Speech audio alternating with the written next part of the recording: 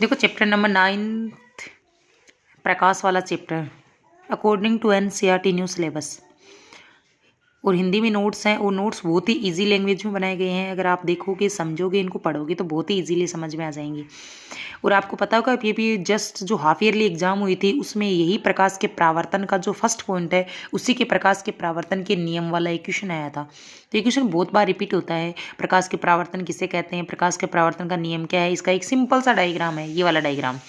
तो देखो प्रकाश क्या होता है, क्या प्रकाश एक प्रकार की ऊर्जा है जो हमें दृष्टि संवेदना उत्पन्न कराती है। दृष्टि यानी हमें देखने से संबंधित ज्ञान उत्पन्न कराने का कार्य होता है। प्रकाश का प्रावर्तन, जब कोई प्रकाश की किरण किसी एक माध्यम से चल करके दूसरे माध्यम की सतह से टकराती है तो टकराने के पश्चात प्रकाश की किरण जिस पुनः उसी माध्यम में लौट जाती है तो उसे प्रकाश का प्रावर्तन कहते हैं। और ये इसका सिंपल सा डायग्राम है। देखो आने वाली किरण है वो आपतित किरण, जाने वाली किरण है वो इधर परावर्तित किरण, और ये बीच में इसका अभिलंब है। नीचे की तरफ ये माध्यम बनाया हुआ है यहाँ पे दूसरा। जाने वाली किरण है उसको निर्गत किरण के नाम से भी जानते हैं। प्रकाश के प्रावर्तन के नियम, ये नियम तो अभी आपके हाफ ईयरली एग्जाम में ही क्वेश्चन आया था इसका। प्रकाश के प्रावर्तन के नियम देखो, आपतित किरण, परावर्तित किरण और अभिलंब तीनों एक ही तल में होते हैं। तीनों एक ही तल में है। देखो आपतित किरण, अभिलंब और परावर्तित किरण। सेकंड है आपतन कोण, परावर्तन कोण का मान बराबर होता है। आपतन कोण के इधर एंगल आई दिख रहा होगा, ये आपतन कोण, इधर एंगल आर दिख रहा है, ये इसका परावर्तन कोण है। इन दोनों का मान बराबर होता है, जिसे बोला जाता है एंगल आई बराबर एंगल आर। और लास्ट टाइम इससे यहाँ से एक क्वेश्चन आया था बोर्ड की एग्जाम में लास्ट ईयर, जिसमें एंगल आई का मान दे रखा था और एंगल आर का मान पूछा गया था। एबेसदा वाला मल्टीपल चॉइस वाला क्वेश्चन था। परावर्तित किरण की चाल और आवृत्ति अपरिवर्तित रहती है। परावर्तन दो प्रकार का होता है, एक तो नियमित प्रकाश का परावर्तन। फर्स्ट है देखो, जब कोई प्रकाश की किरण किसी समतल सतह पर आपतित होती है तो उस प्रकाश की किरण को नियमित दिशाओं में परावर्तित होता है तो उसे प्रकाश के नियमित परावर्तन कहते हैं। अब देखो नियमित परावर्तन में एक समतल सतह दिखा रखी है डायग्राम में, और इसमें सीधा का सीधा प्रकाश की किरणें सीधी उसी एक डायरेक्शन से आ रही, सीधी परावर्तित हो रही है तो उसे बोला जाता है नियमित परावर्तन। जब कोई प्रकाश की किरण किसी खुरदरी सतह पर आपतित होती है तो उसे प्रकाश की किरण का परावर्तन अलग अलग दिशाओं में तो उसे प्रकाश को बोला जाता है विस्तृत प्रकाश का परावर्तन। आगे देखो इसका नेक्स्ट आगे पॉइंट आ गया गोलीय दर्पण। गोलीय दर्पण का मतलब होता है जो गोल होते हैं, जिनका परावर्तन पृष्ठ गोल होता है। तो ऐसे दर्पण जिनका परावर्तन पृष्ठ गोल होता है उन्हें गोलीय दर्पण कहते हैं। और गोलीय दर्पण दो प्रकार के होते हैं। फर्स्ट है इसमें देखो अवतल दर्पण, वह गोलीय दर्पण जिसका परावर्तन पृष्ठ अंदर की ओर अर्थात गोले के केंद्र की ओर, उसे अवतल दर्पण कहते हैं। यहाँ पे देखो डायग्राम बनाया गया है, एक तो उत्तल दर्पण का और एक अवतल दर्पण का, और ये अपना पॉइंट है अवतल दर्पण। तो अवतल दर्पण वाला डायग्राम ये।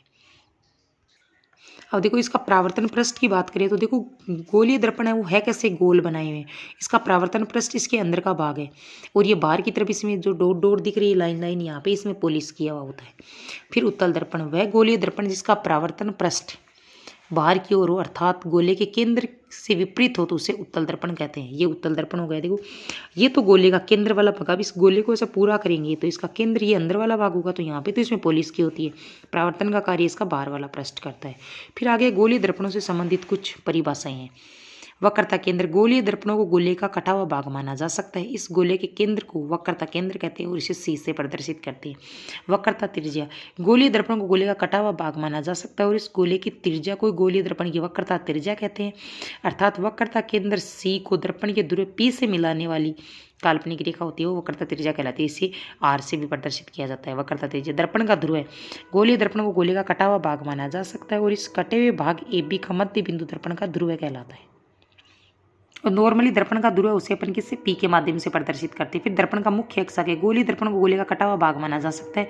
दर्पण के ध्रुव पी व वक्रता केंद्र सी को मिलाने वाली काल्पनिक रेखा मुख्य अक्ष कहलाती है। मुख्य फोकस, गोलीय दर्पणों को गोले का कटा हुआ भाग माना जा सकता है।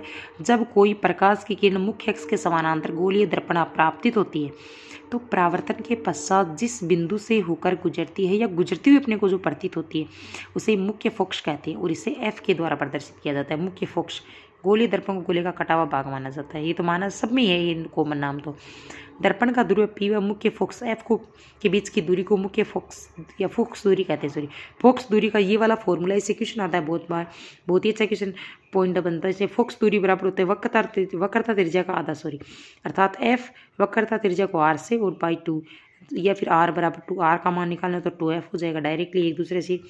अगर यहाँ पे f का मान निकालना तो r/2 और r का मान निकालना तो ये दोनों एक दूसरे से मल्टीप्लाई हो जाएंगे तो 2f, तो r बराबर हो गया 2f। तो एक डायग्राम है, ये एक अपना गोला का भाग है ए बी, ये दर्पण का ध्रुव इधर पी है और इधर ये अनंत बिंदु यहाँ पे इसका वक्रता केंद्र हो गया है। ये इसके समानांतर किरणें, प्रकाश की किरणें आती है। आगे इसके कुछ परावर्तन के नियम जो नेक्स्ट वीडियो में आएंगे आपकी। अगर आपको वीडियो अच्छी लगे तो कमेंट करना, इसके नेक्स्ट पार्ट आपको नेक्स्ट वीडियो में मिल जाएगा।